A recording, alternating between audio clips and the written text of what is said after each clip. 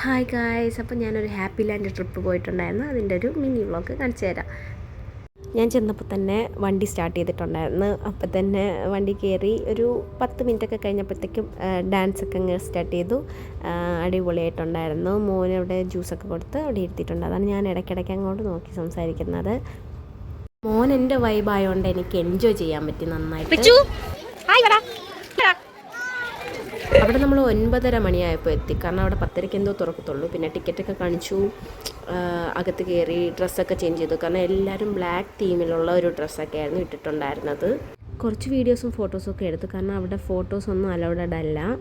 വൈകുന്നേരം 5 മണി വരെ നല്ല രീതിയിൽ തന്നെ എൻജോയ് ചെയ്തു. എൻ്റെ മോനും അതുപോലെ തന്നെ എൻജോയ് ചെയ്തു. പിന്നെ അവിടെ നിന്ന് തിരിച്ചു. പിന്നെ ബസ്സിൽ കയറിയപ്പോൾ ഒരു പോപ്കോണൊക്കെ മേടിച്ചിട്ടാണ് കയറിയത്. അതൊക്കെ കഴിച്ചു. മോനും അത് ഭയങ്കര ഇഷ്ടമാണ്. പിന്നെ ഒരു 10 മിനിറ്റ് കഴിഞ്ഞപ്പോൾ വീണ്ടും നമ്മൾ അങ്ങോട്ട് ഡാൻസ് അങ്ങോട്ട് തുടങ്ങി. കാരണം എനിക്ക് ഇങ്ങനത്തെ ട്രിപ്പൊക്കെ പോകാൻ ഭയങ്കര ഇഷ്ടമാണ്.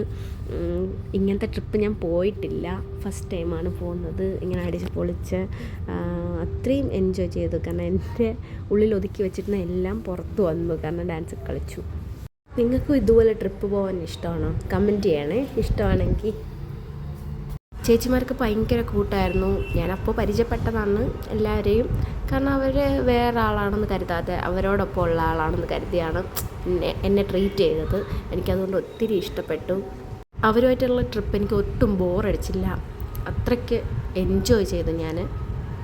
ഡാൻസൊക്കെ കഴിഞ്ഞ് വീടെത്താറായപ്പോൾ ഒരു സങ്കടം ഉണ്ടായിരുന്നു. കാരണം ഇന്നത്തെ ദിവസം പെട്ടെന്ന് പോയല്ലോ എന്നുള്ളൊരു സങ്കടം. കാരണം ട്രിപ്പ് പെട്ടെന്ന് തീർന്നു എന്ന് തോന്നിപ്പോയി.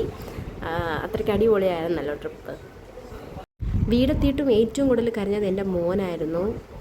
അവന് ഹാപ്പി ലാൻഡിൽ പോകണം, അമ്മ ഹാപ്പി ലാൻഡിൽ പോകണം എന്ന് പറഞ്ഞിട്ട് ഭയങ്കര കരച്ചിലായിരുന്നു. അയ്യോ, ഞാൻ ഒട്ടും പ്രതീക്ഷിച്ചില്ല അവൻ ഇങ്ങനെ കരയുമെന്ന്. കാരണം വല്ല വിധേന എന്നിട്ട് ഉറക്കി. അപ്പോൾ ഇത്രയേ ഉള്ളൂ ഇന്നത്തെ വ്ളോഗ്. ഈ വീഡിയോ ഇഷ്ടപ്പെട്ടിട്ടുണ്ടെങ്കിൽ എല്ലാവരും ലൈക്ക് ചെയ്യാനും ഷെയർ ചെയ്യാനും സബ്സ്ക്രൈബ് ചെയ്യാനും മറക്കല്ലേ. Tata bye bye, see U.